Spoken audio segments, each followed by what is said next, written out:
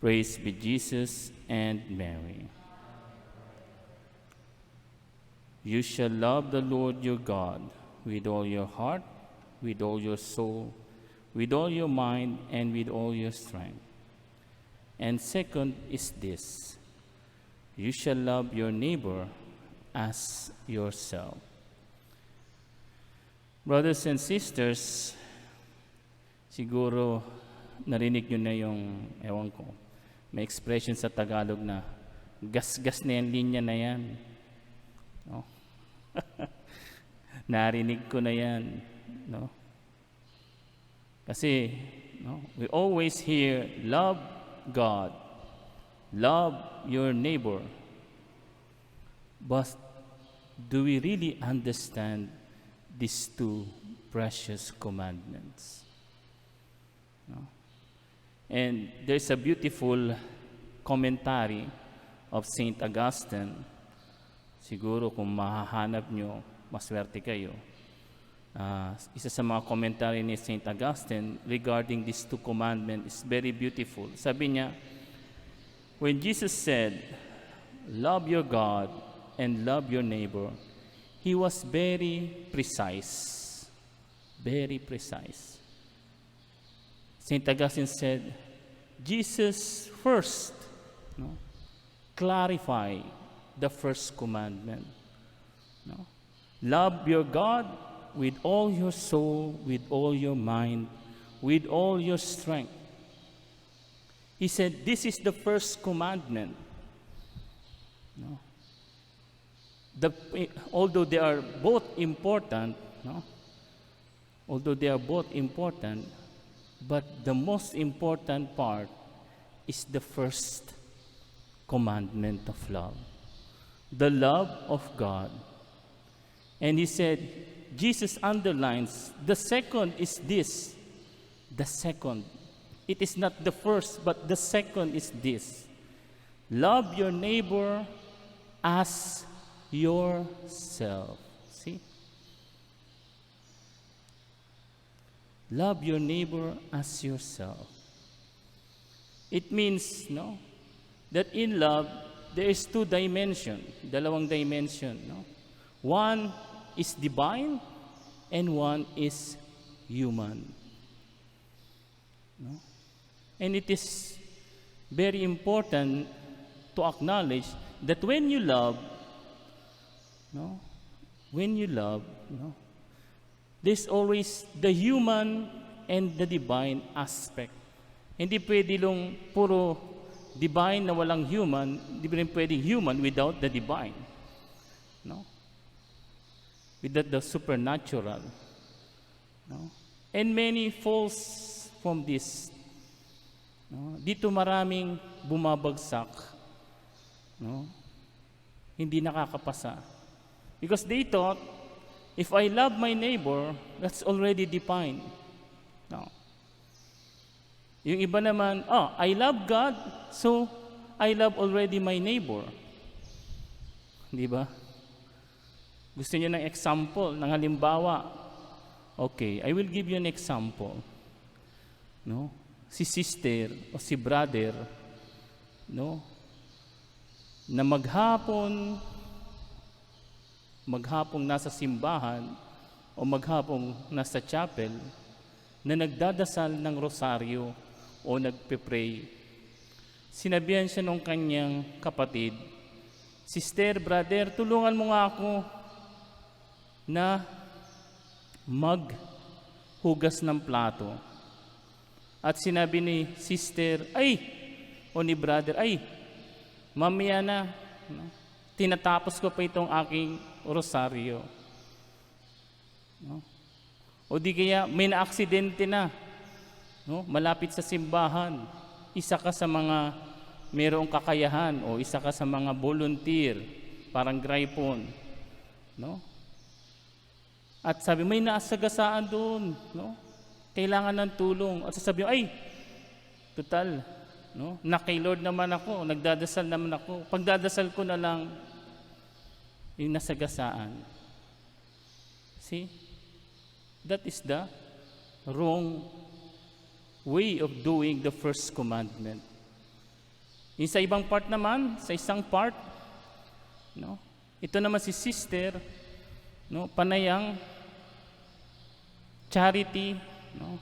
Lalong-lalo na si sister na religious, o si fra na religious, o si father na religious, o si monsignor and so on, no?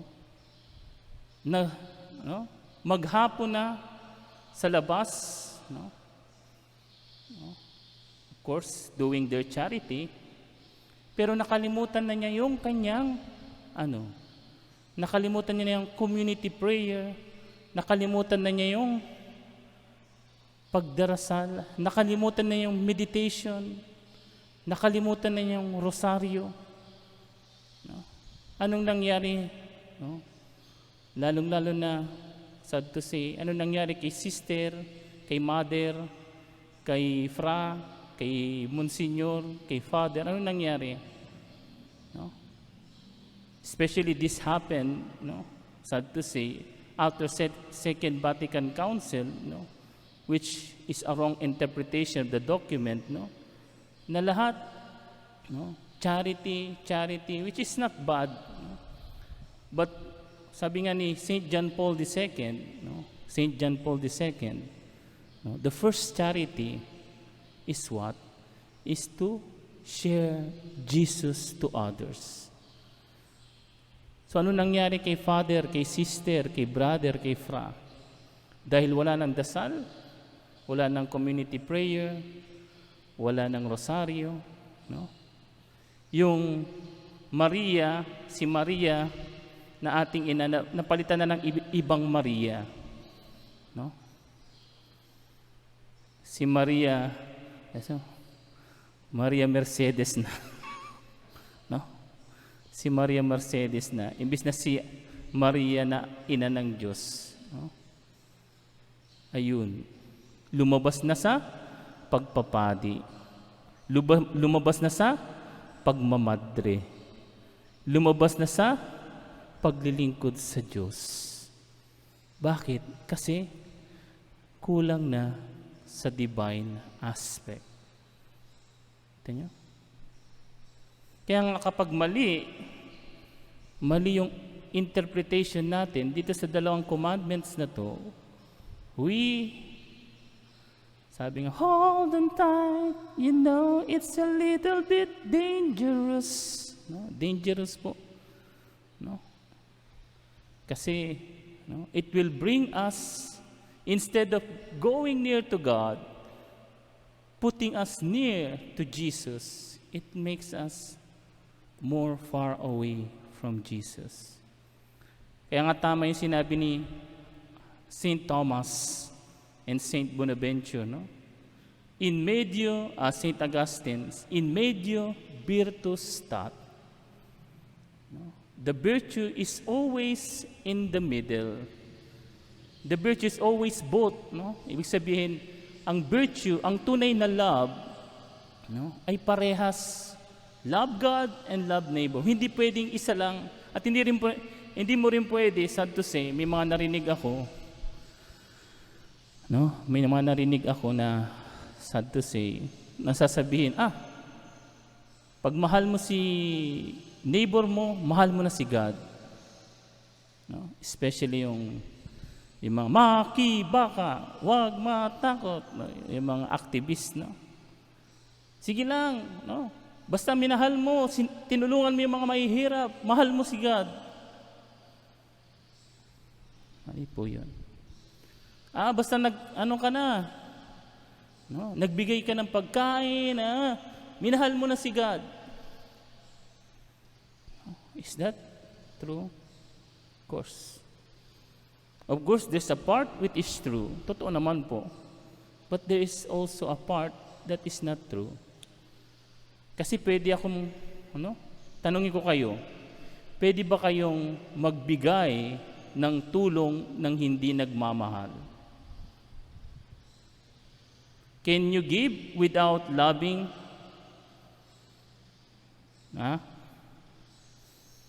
Of course. Based on experience. Ayan, bato-bato sa langit, malapit na naman ang eleksyon. Di ba? Mamimigay na naman si Kagawad, mamimigay sino to? Si gobernador, mamimigay si mayor, mamimigay ng ano, sabihin, oh sige, pamasko, pamasko. No? Pero for what reason? In order to have a return. Mamimigay ako, pero kailangan iboto nyo ako. Bibigyan kita, pero on the contrary, kailangan meron akong makuha self-interest. No? And that is true. No? Kaya nga po, mag-ingat po tayo, no? Because it's easy to say, love God and love your neighbors. But we should really understand very well these two commandments. Because sabi nga, no, ni St. John of the Cross, at the end, we will be judged by these two commandments of love. No? Tayo po ay huhukuman sa pamagitan nitong dalawang ito. And sad to say, if we love our neighbor without connecting that love of God for our neighbors, no? Ay, kahit katulad ng nangyayari ngayon, no? No? Kapag sumobra yung love mo sa isang tao na wala na yung love kay God, you idolize or you divinize. Tama ba? Tama ba yung English ko? Divinize the person. Divinization, no? Divinization. Ibig sabihin, parang ginagawa mo ng Diyos yung tao. Kaya nga di ba mayroong isang kanta si Ray Valera, sinasamba kita. Di ba? Sinasamba kita. No? Which is wrong. No? There's only one person which we should worship. That person is God. Yung ibang tao, no? Kahit sino pa man, kahit asawa mo, sad to say, kahit asawa mo, kahit aki mo, kahit kaibigan mo, kahit BFF pa kayo, no? You cannot worship that person. And you cannot put him at the top of God. No? Kasi, no? May mga youth, no? Sabihin, ay, uy, kaibigan tayo, di ba? O, dito na lang tayo, no? Huwag ka na magsimba. No? Maglakwatsa na lang muna tayo. Ay, hindi, kailangan ako sa choir. Hindi, dito ka na lang. No? Punta tayo dun sa ano. Total, nandiyan naman si Sister so and so, nandiyan naman si Fra so and so, nandiyan naman si ano. No? Hayaan mo, kaya naman nila yan eh. Di ba? Di ba best friend tayo? Dito ka na lang. No? Tulong ka na lang, ano, lakwatsa na lang tayo. Kain na lang tayo doon. Uy, dumating pala si Father so and so, doon na lang tayo sa ano. No? Hayaan mo sila dyan.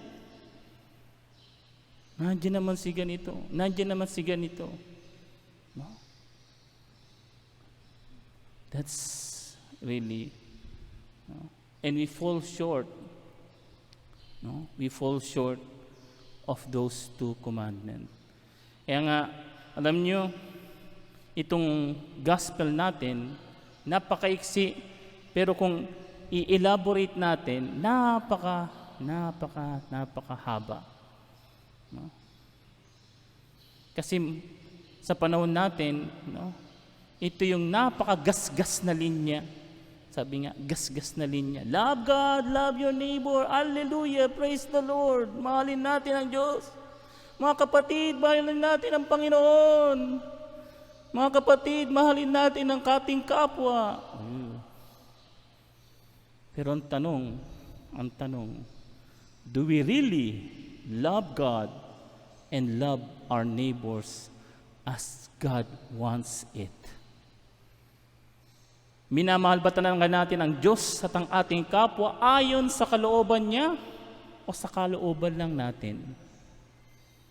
No? At yun ang ating hingin my brothers and sisters, let us ask our Blessed Mother and Saint Charles Luanga in Companion Martyrs to help us to fix our mind and heart what is the true meaning of loving God and loving our neighbors. Praise be Jesus and Mary.